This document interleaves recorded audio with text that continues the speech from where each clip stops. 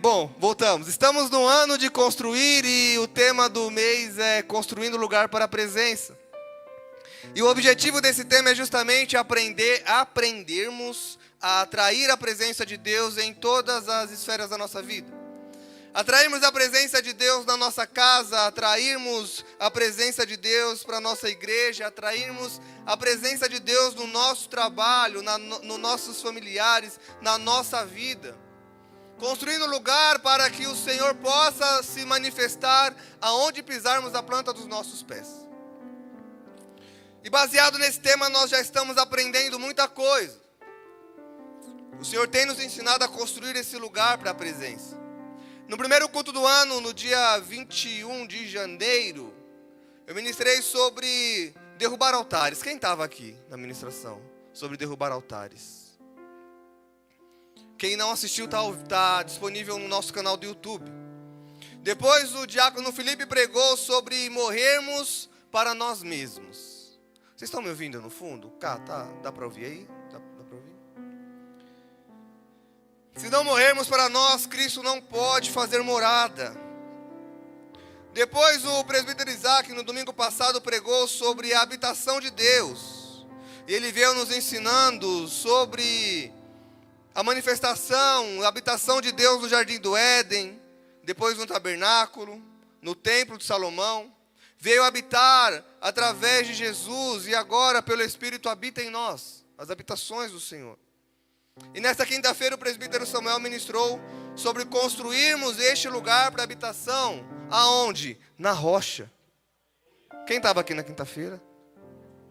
Amém. Irmãos, venham no culto de quinta. Sei que é corrido, sei que às vezes é puxado, mas venha no culto da semana. O Senhor tem ministrado grandemente aos nossos corações nos cultos de quinta-feira e os temas também estão alinhados com isso. Então o presbítero Samuel ministrou sobre construirmos na rocha e não na areia. E essa série de pregações, o Senhor tem falado comigo sobre as ferramentas que precisamos utilizar para construir um lugar para a presença. E é sobre essas ferramentas que nós vamos falar nessa noite, amém? Glória a Deus. Essas ferramentas, elas servem para construir não somente um lugar para a presença, mas também serve para andarmos em obediência. Essas ferramentas servem para cumprirmos o nosso propósito na terra. O Senhor nos chamou para um propósito e essas ferramentas que Ele colocou em nós, já está em nós, servem justamente para que esse propósito seja cumprido.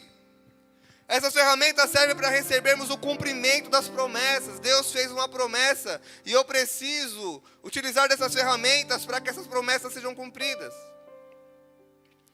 E essas ferramentas o próprio Cristo utilizou ao descer do céu, vir para a terra. Vários homens da Bíblia passaram por isso, usaram essas ferramentas, homens e mulheres de Deus. Pastor Elias, que ferramentas são essas? As suas lágrimas, o seu suor e o seu sangue. Repete comigo: lágrimas, suor e sangue. No texto que nós começamos, nós falamos de Noé. E a Bíblia diz que Noé era um homem justo, era um homem íntegro. E a Bíblia fala que Noé era um homem que andava com Deus. Porém, em contrapartida, entretanto, Noé estava junto com o povo que estava absolutamente corrompido, desregrado, distante de Deus.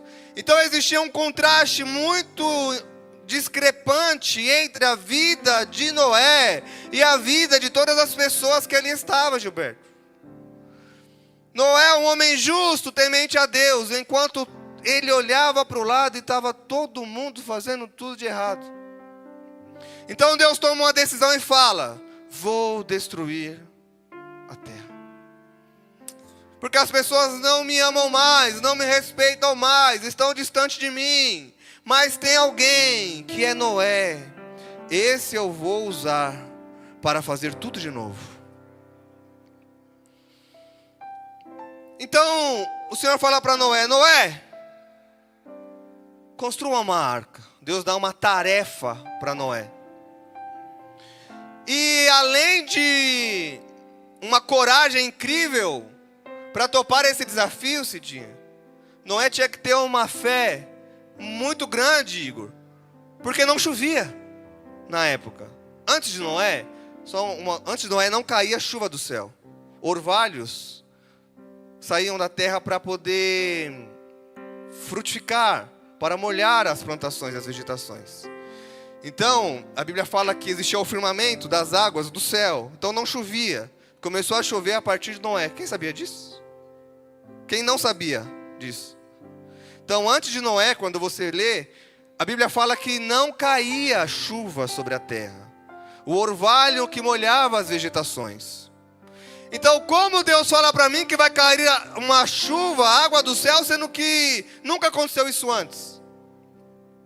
Então, Noé, ele usa de uma fé, e ele teve que usar lágrimas, suor e sangue.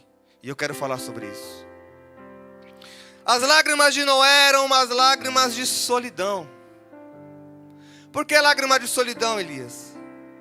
Imagina o quanto Noé não chorou quando chegava nos seus amigos de infância e falava assim: ó, Lila, vai cair água do céu, acredita em mim. Ah, Noé, cala a boca, tá doido. Deus falou comigo. Imagina Noé chegando nos seus tios, nos seus primos, nos seus amigos e falando: eu quero que você sobreviva. Se você não acreditar em mim, você vai morrer. Ah, cala a boca, Noé. Fica quieto.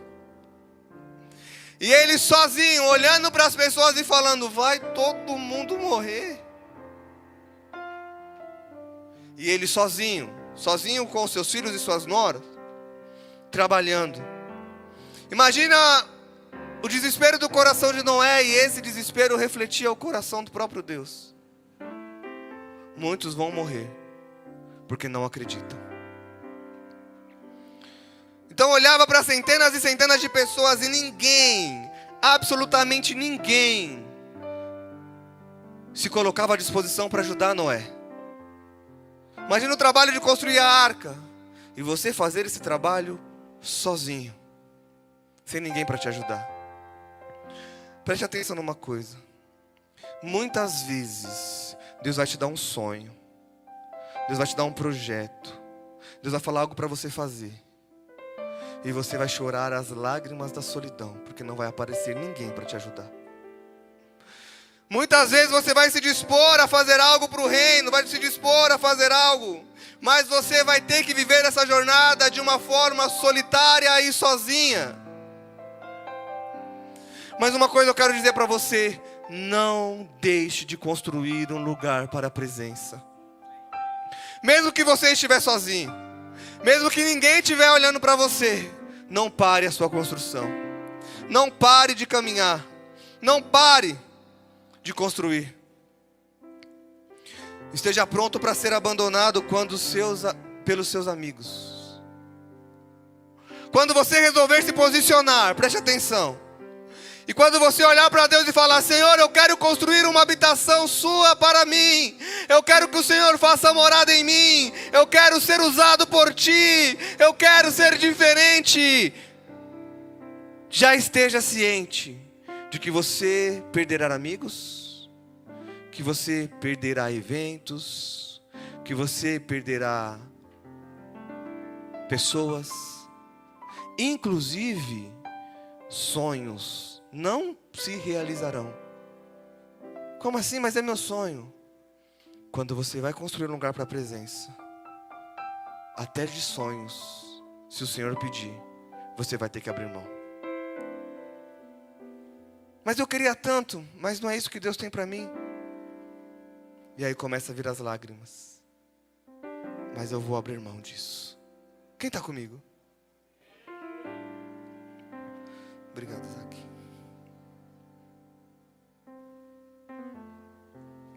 Você vai chorar quando for perseguido.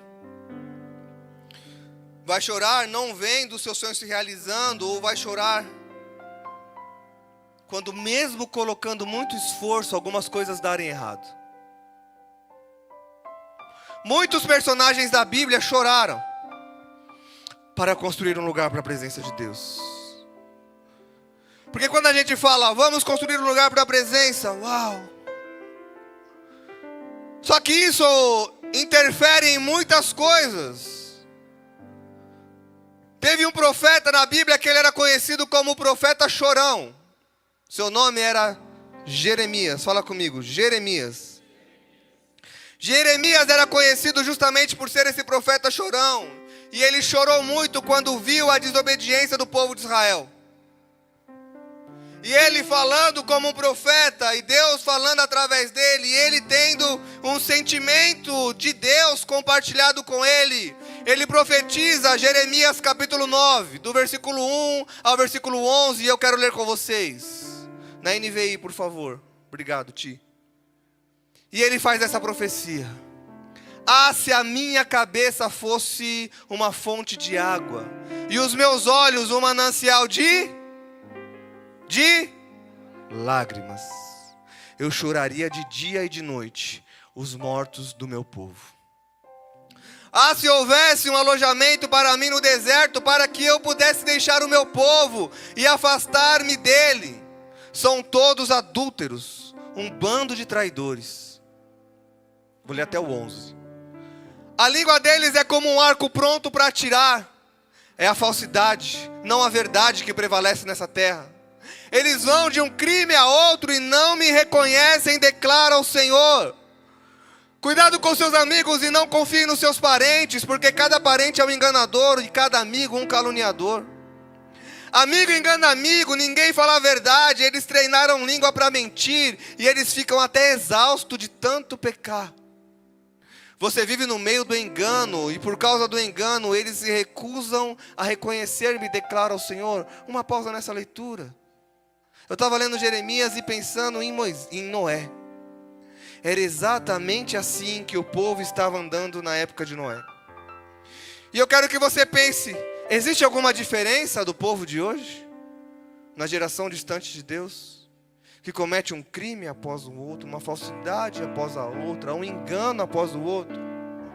Parece que eu estou lendo aqui e tem alguma coisa desatualizada nesse texto. Parece que estamos lendo para o povo de São Paulo, de Americanópolis, nosso bairro, as pessoas que conhecemos inclusive. Continuando a leitura. Portanto, assim diz o Senhor dos Exércitos, veja, sou eu quem vou refiná-los e prová-los. Que mais posso eu fazer pelo meu povo? A língua deles é uma flecha mortal, eles falam traiçoeiramente. Cada um mostra-se cordial com o seu próximo, mas na verdade, no íntimo, eles preparam uma armadilha. Deixarei eu de castigá-los, declara o Senhor. Não me vingarei de uma nação como essa? E aí ele fala, chorarei, prantearei e me lamentarei pelos montes, por causa das pastagens do deserto, pois estão abandonadas e ninguém mais passa por elas. Não se ouve o mugir do gado, tanto as aves do céu como os animais fugiram. Farei de Jerusalém um amontoado de ruínas, uma habitação de chacais. Devastarei a cidade de Judá, até não restar nenhum morador. Jeremias olhou para o povo e viu a desobediência do povo contra Deus, e Deus usa para trazer essa profecia. E Jeremias é considerado um profeta chorão justamente porque cada vez que ele olhava para o povo, as lágrimas caíam dos seus olhos. E a pergunta que eu quero fazer para você, a pergunta que eu quero fazer para nós é: quanto tempo faz que nós não choramos por alguém que está distante do Senhor? Quanto tempo faz que a gente não intercede por alguém que está longe dos caminhos e com lágrimas fala: Senhor, salva. Senhor, manda alguém para pregar. Senhor, livra essa pessoa das armadilhas de Satanás. Senhor, tira ela das trevas. Tira ela da mentira. Tira ele do engano. Quanto tempo faz que nós não dobramos o nosso joelho em lágrimas e clamamos: Senhor, eu estou com saudade da sua presença. Quanto tempo faz que nós não choramos mais, pedindo para Deus se revelar com novos dons? Quanto tempo faz que nós não dobramos os joelhos com lágrimas e falamos: Senhor, eu não vou sair daqui enquanto não sentir a Tua presença? Um lugar de adoração, um altar para o Senhor deve ser construído em lágrimas, em clamor. Será que nós temos usado a nossa lágrima somente para pedir o presente de Deus, ao invés da presença de Deus? Porque quando a dor bate, a gente chora e fala: ah, Deus, me abençoa. Ah, Deus, faz isso por mim, eu não aguento mais.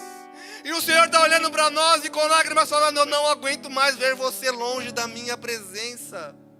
Eu não quero somente te dar presentes, eu quero te dar a minha presença, que vale muito mais do que o ouro, do que a prata, do que bens preciosos, do que o carro, do que o emprego. A minha presença vale muito mais. Se for para chorar por algo, se for para clamar com dor por algo, clame pela presença de Deus. Aleluia.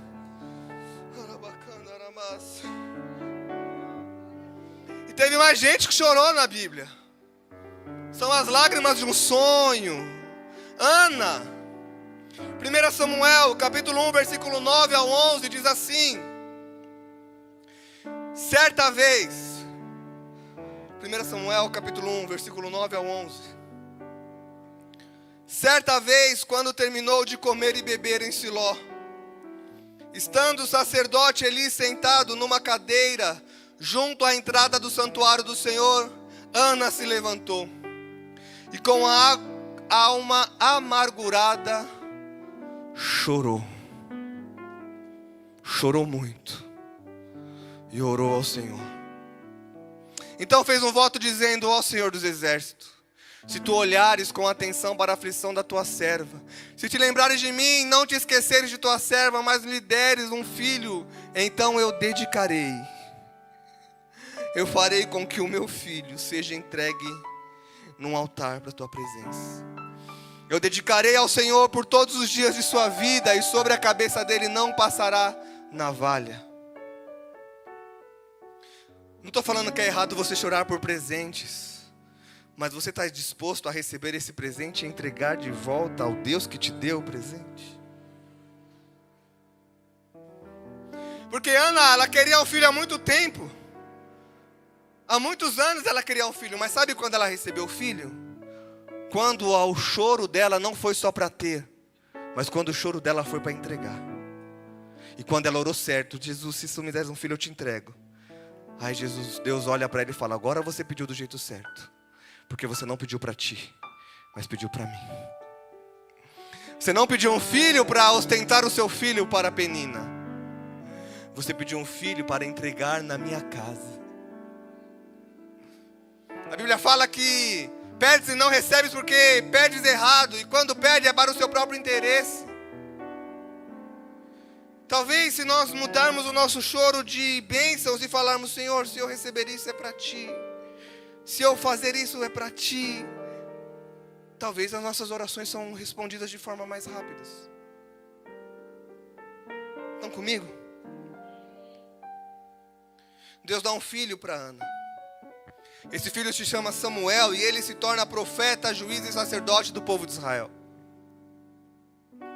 Talvez você está chorando por algo que Deus colocou nas suas mãos. Talvez você está chorando porque você quer que algo aconteça no mundo espiritual. Talvez você está chorando, pedindo para Deus uma nova atmosfera de adoração, um dom. Talvez você está chorando porque você quer ser usado por Deus, você quer mais da presença de Deus. Ou também você pode estar chorando por causa de uma luta. Você pode estar chorando por causa de uma aprovação. Você pode estar chorando por causa de uma perseguição, chorando por causa de um desemprego. Você pode estar chorando porque seu filho está longe do caminho do Senhor. Você está chorando porque seu marido ou sua esposa não quer mais saber de Deus. Talvez você está chorando porque a sua família está em destruição. Mas existe uma esperança para aqueles que choram na presença do Senhor.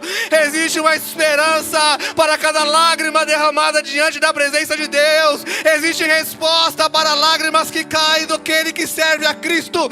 Deus não olha a sua lágrima e ignora. Deus olha a sua lágrima e fala: eu tenho resposta para o seu choro. Jeremias capítulo 31, versículo 16. Uma esperança para os que choram. Assim diz o Senhor: contenha o choro. Ó. Engole o choro. Contenha suas lágrimas. E aí ele faz uma promessa: o seu sofrimento será recompensado, declara o Senhor. Apocalipse capítulo 7, versículo 17. Pois o Cordeiro que está no centro do trono os pastoreará. Ele os guiará às fontes de água viva. E existe uma esperança: Deus enxugará dos seus olhos toda lágrima. Quem recebe essa esperança de Deus? Mas construa em lágrimas. Mesmo sozinho, mesmo sendo abandonado, mesmo quando seus amigos não mais te procurarem, porque você mudou agora.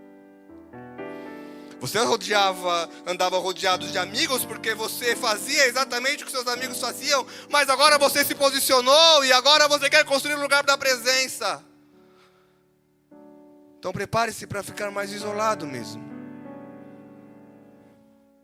Mas vai ter recompensa para o seu choro. Vai ter recompensa para o seu choro. Noé ficou sozinho, mas ele viu as promessas de Deus se cumprirem em sua vida. Segunda ferramenta para edificarmos um lugar para a presença de Deus: o suor. O suor. Vamos voltar para Noé. Noé é mencionado pela primeira vez em Gênesis capítulo 5, versículo 32. E ele já tinha 500 anos de idade. O povo que vivia na época, hein, Giba? 500 anos Noé tinha.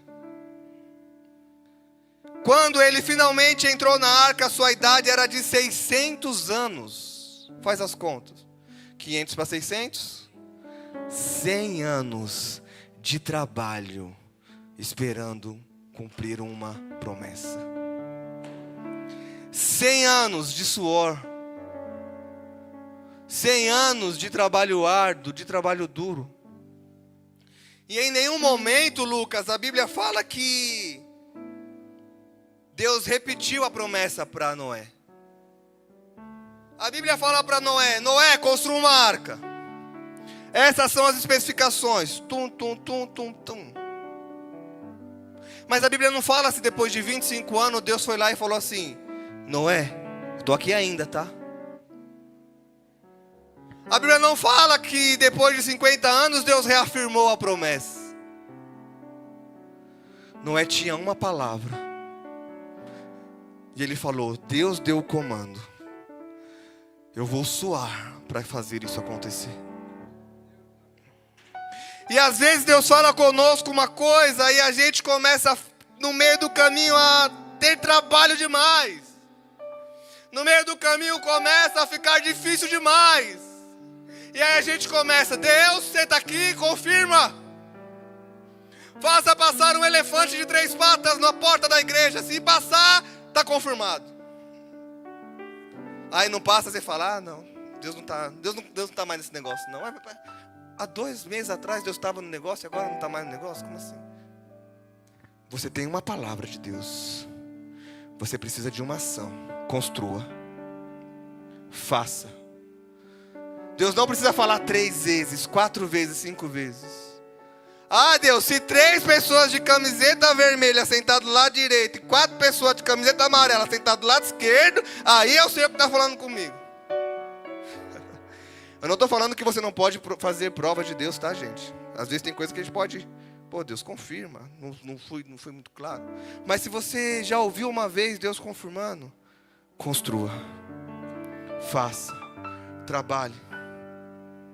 Imagine o trabalho de Noé. Inclusive alguns estudiosos falam que Noé, ele derrubava uma árvore e ele construía outra para usar essa mesma madeira depois. Porque o tempo era longo. Então você planta e você derruba a árvore e corta a árvore que você plantou para fazer uma arca que Deus mandou. Imagina o trabalho de Noé para plantar um tantalhão de árvore, para cortar um tantalhão de árvore, para tirar um tantalhão de folhas, para fazer madeiras retas, sem tecnologia nenhuma, no machado. Haja suor. Mas ele tinha uma palavra. E ele tinha um desejo: eu vou construir. Quem está comigo? Hoje passa 3 dias de dificuldade do que Deus falou, a gente começa a abrir mão. Ah, tá difícil demais, eu vou abrir mão desse ministério. Ah, tá difícil demais, eu vou abrir mão dessa igreja. Ah, tá difícil demais, eu não quero mais fazer. Ah, tá difícil demais ser crente, eu vou voltar para o mundo. Ah, tá difícil demais, tá doendo demais. Lágrimas, suor e sangue para construir um lugar para a presença. Quer construir um lugar para a presença de Deus sendo usado na palavra? Você vai precisar suar estudando a palavra. Você quer construir um lugar para a presença de Deus na adoração? Você vai ter que se dedicar e suar para estudar cifras, estudar partitura, e treinar, e gastar o dedo na guitarra, e gastar o braço na bateria, e vai ter que suar. Você quer construir algo para Deus? Não vai construir no mundo da preguiça, você vai construir no mundo do esforço. E Deus não procura desocupados. Deus procura justamente o ocupado. Ah, mas eu estou cheio de coisa para fazer. Aí aparece: irmão, e se você fizer isso também? Porque Deus conta com aqueles que trabalham. Deus conta com aqueles que estão dispostos a caminhar no sol para poder fazer as coisas acontecerem. Se você quer ser cheio da unção de Deus, você vai ter que suar, levantar de madrugada, vai ter que... eu entro às 6, vai ter que acordar 4h30 para fazer oração, devocional. Mas eu durmo cedo, vai ter que dormir mais tarde, vai ter que ficar mais cansado. Mas você não pode parar de construir. Tá difícil? Tá, mas está construindo. Tá cansado? Tá, mas está edificando. Tá puxado? Tá, mas está sendo usado, e Deus está te usando, e você está construindo. Mas não desista.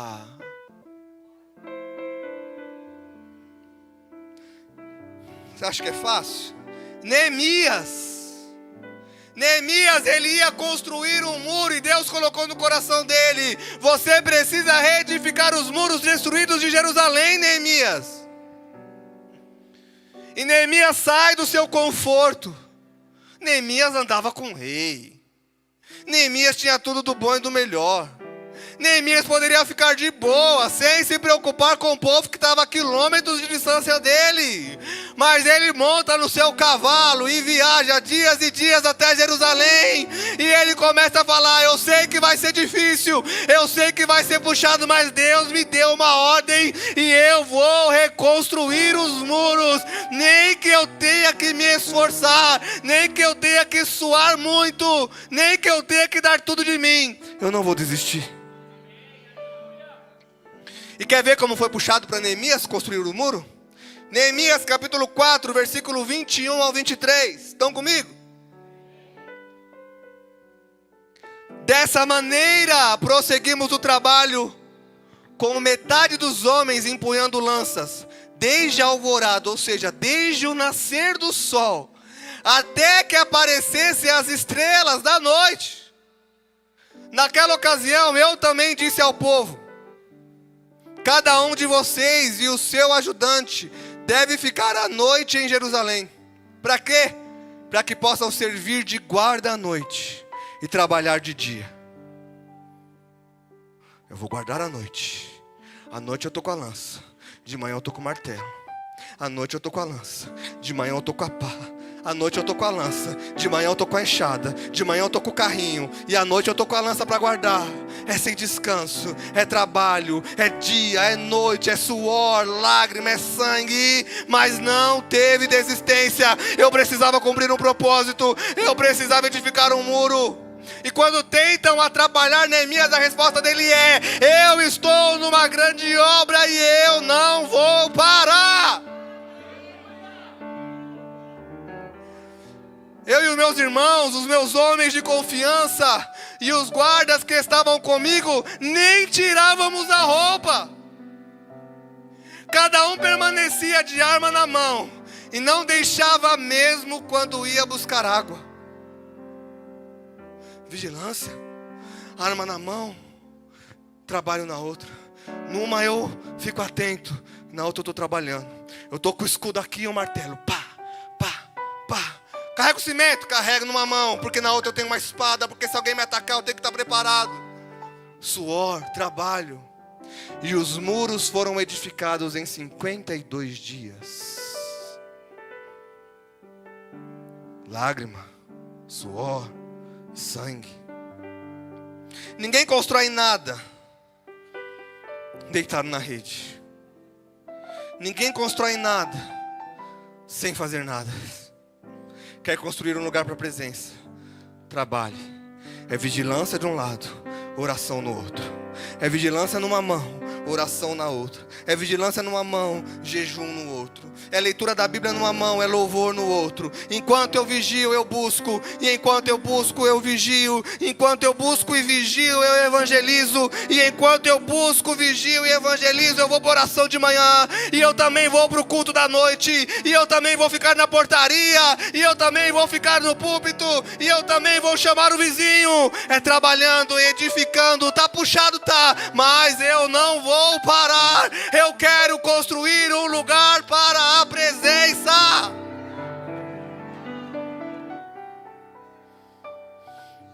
E existe recompensa para aqueles que soam. Apocalipse capítulo 22, versículo 12.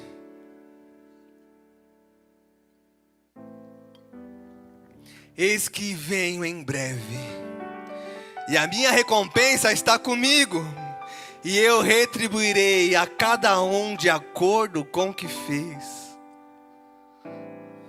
Está puxado? Tem recompensa. Está suando? Tem recompensa. Colossenses capítulo 3, versículo 23 ao 24 diz assim: tudo que fizerem, faça de todo o coração, como para o Senhor, não para os homens, sabendo que receberão do Senhor a recompensa da herança, pois é a Cristo o Senhor a quem vocês servem. Existe uma recompensa. Existe uma recompensa para o seu esforço. Ministério de Louvor, existe uma recompensa para vocês que levantam 8 horas da manhã, já estão aqui ensaiando. E canta de manhã e volta para casa e vem e canta à noite. Existe uma recompensa. Existe uma recompensa, Claudinei, para chegar mais cedo, abrir a porta. Existe uma recompensa. Existe uma recompensa, missionária Adélia, para as lives. Existe recompensa para você que vem de longe, vem cultuar ao Senhor. Existe recompensa para você também que vem de perto, mas não deixa, mesmo na chuva, vem correndo, pingando, mas vem construir um lugar para a presença. Existe recompensa, existe resposta de oração, existe resposta, existe direcionamento, existe consolo, existe conforto. Eis que venho e trago comigo em minhas mãos a recompensa para lhe dar de acordo com o seu esforço, de acordo com aquilo que você fez. Outra ferramenta, o sangue. Já ouviu aquela frase? Eu dei o sangue para isso acontecer. Eu dei o sangue para montar essa empresa. O chefe falando. Eu dei o sangue para terminar a minha faculdade. As pessoas dão o sangue. E a pergunta que eu tenho para você é: até onde você está disposto a ir para construir um lugar para a presença? O que você está disposto a entregar para construir um lugar para a presença? Vamos voltar para Noé mais uma vez. Quantas vezes você acha que Noé se machucou fazendo a arca? Quantas vezes você acha, Gilberto, que o Noé martelou o dedão construindo ali, colocando um prego? Quantas vezes você acha que caiu uma madeira no pé de Noé e Noé saiu pulando? Ai, ai, ai, ai, ai. Ô mulher, traz o band-aid que está sangrando. Está doendo, está doendo. Vai parar? Não. Pode doer, pode sangrar, mas eu não paro, eu tenho uma palavra, eu vou construir. Noé trabalhou 100 anos. Eu usei de manhã o exemplo do meu pai. Meu pai tem 82. Eu já cansei de ver meu pai chegando em casa com a mão machucada. Já cansei de ver meu pai chegando em casa com a mão queimada, de tomar uns choques nas eletricidades. E aí eu fiquei imaginando Noé trabalhando 100 anos. Será que ele nunca tropeçou em cima das ferramentas? Será que Sem, Cã e Jafé, os filhos de Noé, nunca se machucou correndo no meio daquela bagunça inteira? E ele olha e fala assim: oh meu Deus, por que eu estou sofrendo isso? Para que eu estou passando por isso? Braço quebrado, para que eu estou passando por esse ferrenho danado aqui? E aí quando ele lembra Deus falando, construa uma arca, ele olha para o braço quebrado e fala: eu não vou parar, eu vou construir, mesmo com o braço quebrado. Um braço quebrado está aqui, mas o outro está funcionando. Então, marreta. Tá doendo aqui, vem cá, Sem. Carrega a madeira aqui pro pai. Pai, tô cansado, tem que fazer lição. Tá sangrando? Tá. Tô nem aí, vem, nós vamos construir um lugar para presença.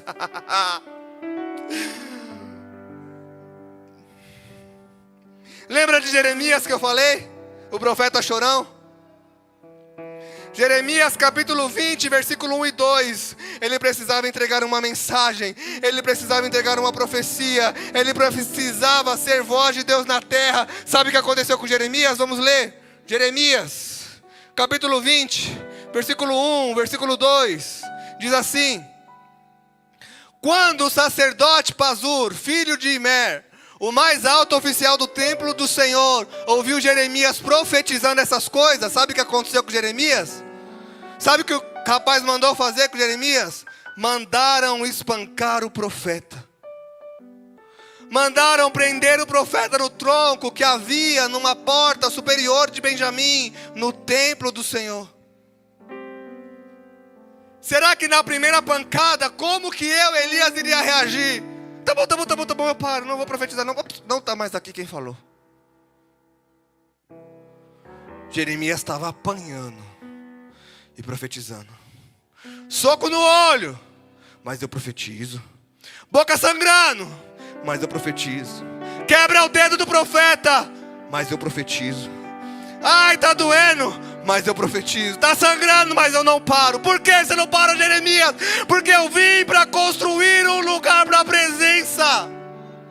E se eu tiver que suar, se eu tiver que sangrar, se eu tiver que chorar, eu choro, mas eu não paro de construir. Quer mais? Estevão. Quem conhece a história de Estevão? Levanta a mão. Vou explicar um pouco para os que não conhecem. Estevão era um diácono da igreja de Atos dos Apóstolos. E Deus começa a usar Estevão. Estevão começa a pregar. Estevão começa a curar através do poder de Jesus Cristo. Só que o povo fica muito bravo com Estevão. Olha o que acontece. Livro de Atos, capítulo 7, versículo 55 ao 58, diz assim: Estevão, cheio do Espírito Santo, levantou os olhos para o céu e viu a glória de Deus, e Jesus em pé à direita de Deus. Então disse: vejo os céus abertos e o Filho do Homem em pé à direita de Deus. Então eles tamparam os ouvidos e, dando fortes gritos, lançaram-se todos juntos contra Estevão. Arrastaram para fora da cidade. Aí ele já poderia até ter parado de pegar. Tá bom, para, não falo mais nada, não vou falar mais nada. Estevão parou? Não, ele continuou pregando. Sabe o que fizeram com Estevão? Começaram a apedrejá-lo. As testemunhas deixaram os mantos deles aos pés de um jovem chamado Saulo. Sangrou até morrer, mas não parou de construir um lugar para a presença. Foi apedrejado, mas não parou de pregar.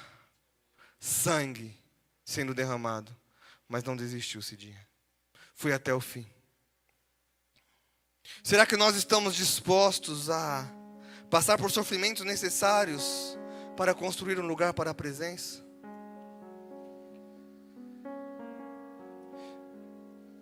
E o que falar de Paulo? Escreveu metade do Novo Testamento. E certa vez ele decide compartilhar um pouco de sua história. Vamos ver o sangue de Paulo, o suor de Paulo e as lágrimas de Paulo. 2 Coríntios capítulo 11, do versículo 24 ao versículo 28, diz assim: 5 vezes recebi dos judeus 40 açoites menos 1. 3 vezes fui golpeado com varas. Uma vez eu fui apedrejado. 3 vezes eu sofri naufrágio. Passei uma noite e um dia como náufrago em alto mar.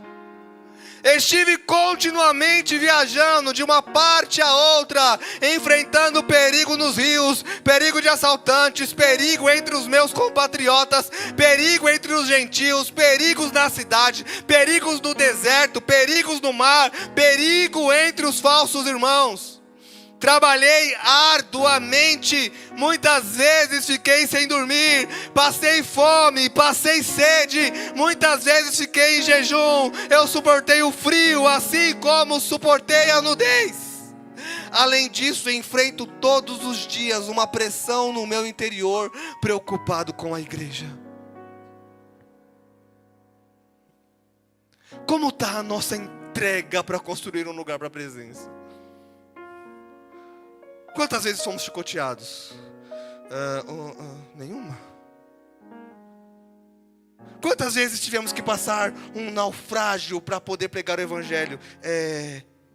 Nenhuma também. Quantas chicotadas tomamos? Nenhuma.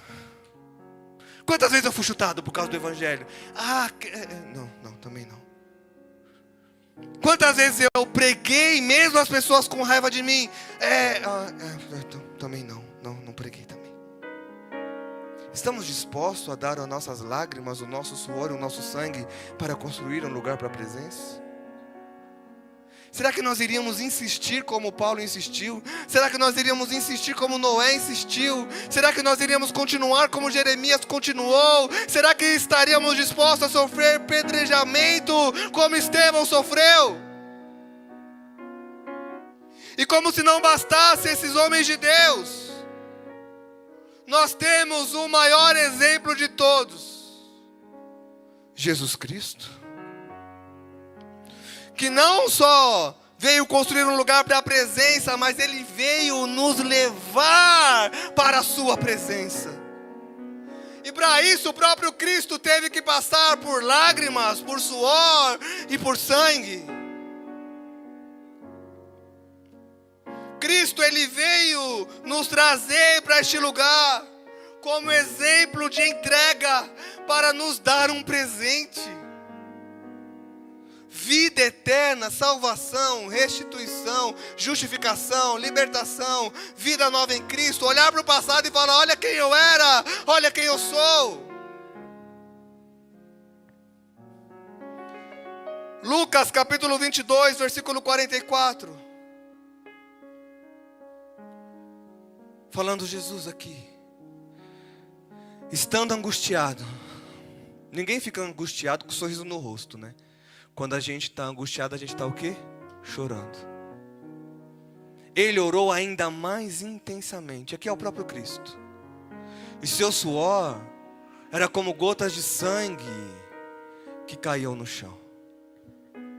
Verso 63 do mesmo capítulo. Os homens que estavam detendo Jesus começaram a zombar dele e a bater nele. Sangue, suor, lágrimas. Capítulo 23, versículo 33 de Lucas, por favor. Quando chegaram ao lugar chamado Caveira, mais conhecido também como Calvário, ali crucificaram com os criminosos, um à sua direita e outro à sua esquerda. Sofrimento. Versículo 36 do capítulo 23. Os soldados, aproximando-se, também zombavam dele, oferecendo-lhe o quê?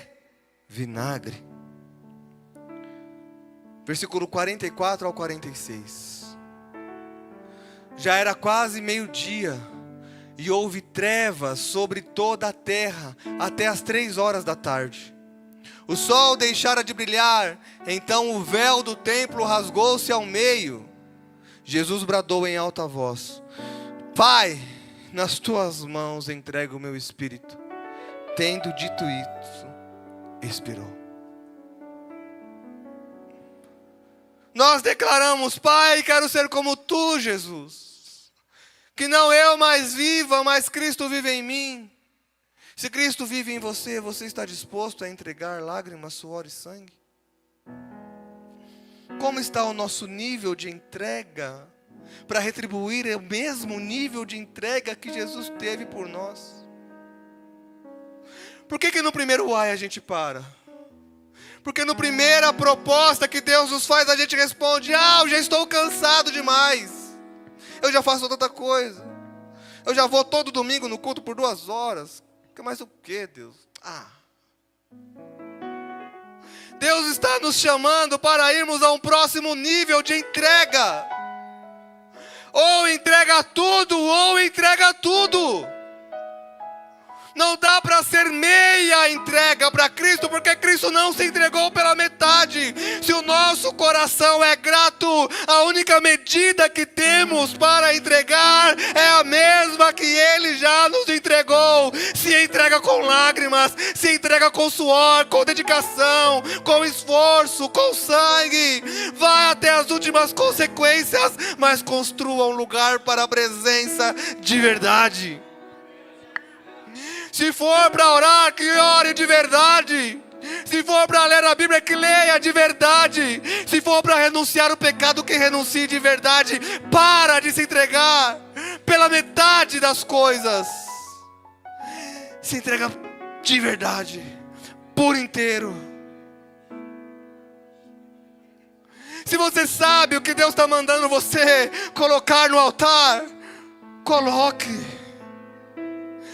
Mas vai doer demais. Vai doer mais do que um prego nas suas mãos. Vai doer mais do que um prego nos seus pés. Vai doer mais do que uma coroa de espinho. Responda. Você vai morrer por causa dessa entrega? Não vou morrer. Então entregue, nem que seja até a morte, mas entrega. Porque se a consequência não for a própria morte, é uma consequência leve demais. Vale a pena entregar para ter uma recompensa na glória. Você não vai morrer se você entregar esse namoro para Deus, não. Você não vai morrer se você entregar essa amizade para Deus, não. Você não vai morrer. Isso é leve. Isso não vai custar sangue, suor nem lágrimas. Você não vai morrer se você abrir mão desse trabalho que você tem que mentir, que você tem que caluniar, que você tem que fazer trapaça. Você sabe que está errado. Sangue, suor e lágrimas, entrega. Quem está comigo? Que essa seja a verdade do nosso coração. Estamos dispostos a entregar assim? Estamos dispostos a construir um lugar para a presença, assim como Cristo subiu aos céus para construir um lugar para que nós pudéssemos habitar? Esqueci de avisar, mas os irmãos que vão servir ceia, pode se preparar, que eu já estou no final da mensagem. João, capítulo 14, versículo 3, o último versículo. Eu irei preparar-vos um lugar. Voltarei, levarei para mim, para que vocês estejam aonde eu estiver. Aquele que passar pelos mesmos sofrimentos, terão comigo a mesma glória. Quer viver cheio de Deus? Sangue, suor e lágrimas. Vai chorar, filho. Vai doer para chuchu. Vai passar por muita história dolorida. Mas eu tenho uma resposta para você. Vale a pena. Vale a pena. A recompensa de Deus não se compara à recompensa dos homens. Vai ter solidão, vai ter choro, vai ter machucado. Pastor Beto testemunhou de manhã aqui, uma vez que ele estava trabalhando aqui, ele caiu do andaime. Sangue. O diácono Natal ficou pendurado. Ali não tinha gesso, eram uns panos que nós tínhamos ali atrás. O diácono Natal ficou pendurado pela perna, de cabeça para baixo, enrolado num pano, não é, pai? O rapaz do lado ali que ajudou. Entrega. Tem testemunho para contar. E muitas outras histórias que nós temos por aí. Quanto estamos dispostos a fazer? mas fazer de verdade, não fazer pela metade.